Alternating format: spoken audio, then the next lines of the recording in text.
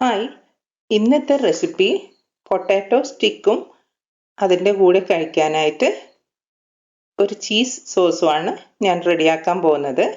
അപ്പം നമുക്ക് ഒട്ടും താമസിയാതെ ഇന്നത്തെ വീഡിയോയിലോട്ടേക്ക് പോയാലോ. അതിനുവേണ്ടി ഞാനിവിടെ 1/2 കിലോ ഉരുളക്കിഴങ്ങ് എടുത്തിട്ടുണ്ട്.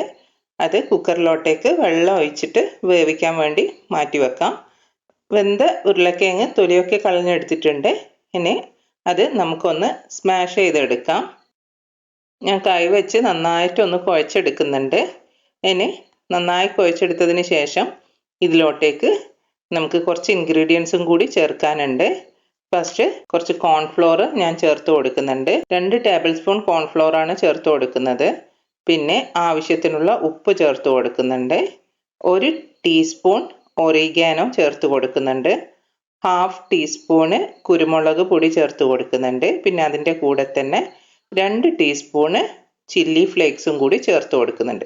എന്നിട്ട് ഇത് നന്നായിട്ടൊന്ന് കുഴച്ചെടുക്കാം. ഈ കുഴച്ചെടുത്ത മാവ് ഒരു ബട്ടർ പേപ്പറിലോട്ടേക്ക് മാറ്റാം. എന്നിട്ട് നമുക്കിതൊന്ന് പരത്തിയിട്ട് ഷേപ്പ് ചെയ്തെടുക്കാം. ഷേപ്പ് ചെയ്തെടുത്തതിന് ശേഷം നമുക്കിതൊന്ന് ലെവൽ ചെയ്തിട്ട് ഒന്ന് കട്ട് ചെയ്തെടുക്കാം. നീളത്തിലുള്ള നിങ്ങൾക്ക് ഇഷ്ടമുള്ള ഷേപ്പിൽ കട്ട് ചെയ്തെടുക്കാം. ഞാനിവിടെ നീളത്തിലാണ് കട്ട് ചെയ്തെടുക്കുന്നത്. ഈക്വൽ പോർഷനായിട്ട് കട്ട് ചെയ്തിട്ട് സ്റ്റിക്ക് രൂപത്തിൽ കട്ട് ചെയ്തെടുക്കുന്നുണ്ട്. ഇനി ഇത് മൊത്തമായിട്ട് കട്ട് ചെയ്തതിന് ശേഷം നമുക്കിത് ഒരു 15 മിനിറ്റെങ്കിലും തണുക്കാൻ വേണ്ടി ഫ്രിഡ്ജിലേക്ക് എടുത്തു വെക്കാം.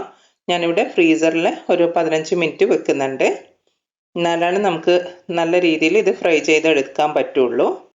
15 മിനിറ്റിന് ശേഷം ഫ്രീസറിൽ നിന്ന് പുറത്തെടുത്തിട്ട് നമുക്ക് ഇത് ഫ്രൈ ചെയ്തെടുക്കാം.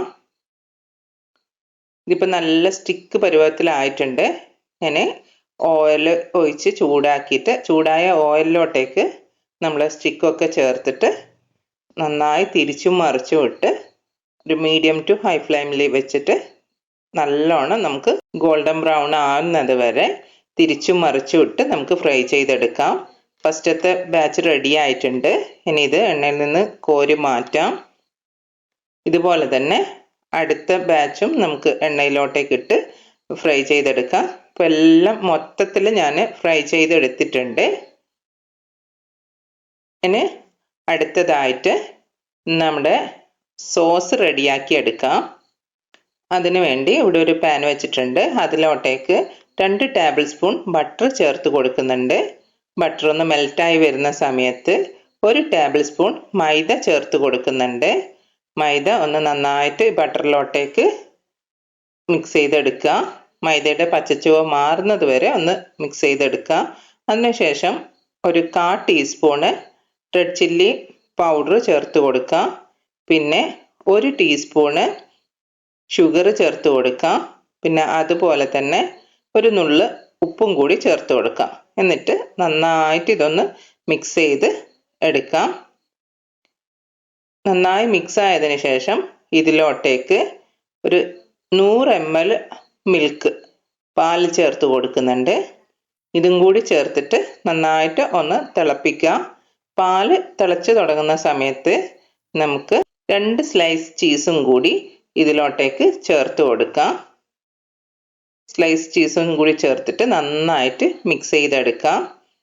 ഇത് നന്നായി മിക്സായി കഴിയുന്ന സമയത്ത് ഇതിലോട്ടേക്ക് ഒരു 1/4 ടീസ്പൂണ് പെപ്പർ പൗഡറും കൂടി ചേർത്ത് കൊടുക്കാം. ഇത് കണ്ടില്ലേ, നന്നായിട്ട് നമ്മുടെ സോസ് കുറുകി വന്നിട്ടുണ്ട്. നല്ല തിക്കായിട്ട് വന്നിട്ടുണ്ട്. ഇതിരിക്കുന്നോറും വീണ്ടും വീണ്ടും കുറുകി വരും കേട്ടോ. ചീസ് ചേർത്തത് കൊണ്ട്, ചീസും മൈദയൊക്കെ ചേർത്തത് കൊണ്ട് നല്ല ടേസ്റ്റുള്ളൊരു സോസാണ് കേട്ടോ. ഇത് നമുക്ക് ഒരു സെർവിങ് ബൗളിലോട്ടേക്ക് മാറ്റാം. ഇപ്പം നമ്മുടെ പൊട്ടാറ്റോ സ്റ്റിക്കും അതുപോലെ സോസും ഒക്കെ റെഡി ആയിട്ടുണ്ട്. ഞാനൊന്ന് കഴിച്ച് നോക്കട്ടെ കേട്ടോ. നല്ല ടേസ്റ്റാണ്. നിങ്ങളെല്ലാവരും ഇതൊന്ന് ട്രൈ ചെയ്ത് നോക്കുക. ട്രൈ ചെയ്ത് നോക്കിയിട്ട് ഫീഡ്ബാക്ക് പറയാം. ആദ്യമായിട്ടാണ് എൻ്റെ ചാനൽ കാണുന്നതെങ്കിൽ ചാനൽ സബ്സ്ക്രൈബ് ചെയ്യാനും സപ്പോർട്ട് ചെയ്യാനും മറക്കല്ലേ. വീണ്ടും ഒരു വീഡിയോ ആയിട്ട് കാണാം. Thanks for watching.